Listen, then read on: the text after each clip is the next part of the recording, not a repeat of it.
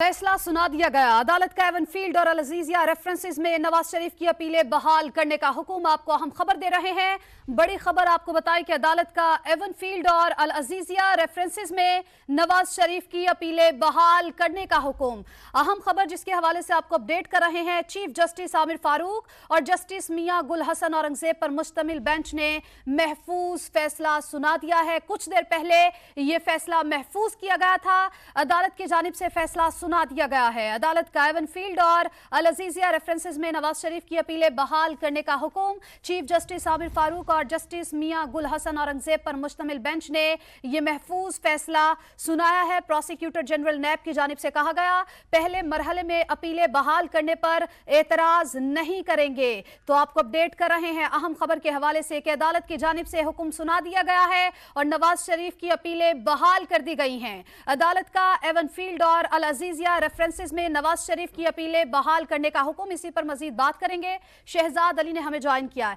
जी शहजाद, बताइए।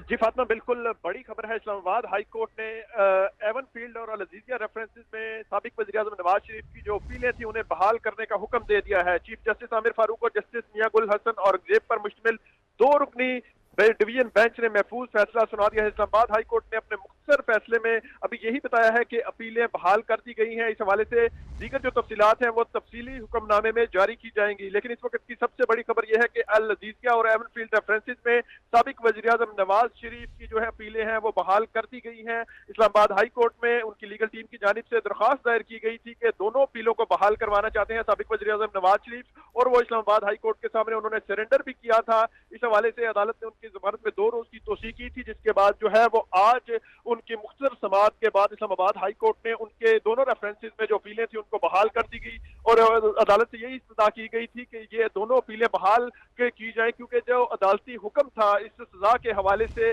जब साबिक वज़ीर-ए-आज़म नवाज शरीफ को इश्तिहारी करार दिया गया था तो उस फैसले में ये लिखा गया था कि मुल्ज़िम जब भी चाहे वो अदालत के सामने पेश होकर अपनी अपीलें बहाल करवा सकता है। तो इसी ग्राउंड पर जो है वो मुस्लिम लीग नून की जो लीगल टीम थी उन्होंने इस्लामाबाद हाई कोर्ट से रुजू किया था और इस्तदा की थी कि जो साबिक वज़ीर-ए-आज़म नवाज शरीफ हैं वो इस्लामाबाद हाई कोर्ट के सामने पेश होकर अपनी अपीलें बहाल कराना चाहते हैं। जो मुस्लिम लीग नून के सीनियर वकील थे आदम नज़ीर तारड़, उन्होंने अपने दलाइल में ये भी कहा था कि चूंकि अब नवाज शरीफ जो है वो उनकी तबीयत बेहतर है और वो इस्लामाबाद हाई कोर्ट के सामने सरेंडर करके कानून के मुताबिक अपना जो केस है उसको जो है वो कॉन्टेस्ट करना चाहते हैं, तो इसलिए उन्होंने ये फैसला किया है कि वो वतन पहुंचकर अपने मुल्क में आकर और जो इस्लामाबाद हाई कोर्ट है जहां से उन्हें ये सजा सुनाई गई थी, जहां पे उनकी ये अपीलें दोनों ज़ेर समाअत थी, वहां पर पेश होकर अदालत के सामने वो अदालती जो आइन और कानून है उसके सामने आकर अपनी अपीलों के हवाले से फैसला लेना चाहते हैं मेरिट पर। तो इस हवाले से आज जो मुख्तसर समाअत हुई उसमें इस्लामाबाद हाई कोर्ट ने नैब से जो है मुतअद्दिद बार पूछा कि आपको इस हवाले से कोई एतराज तो नहीं है।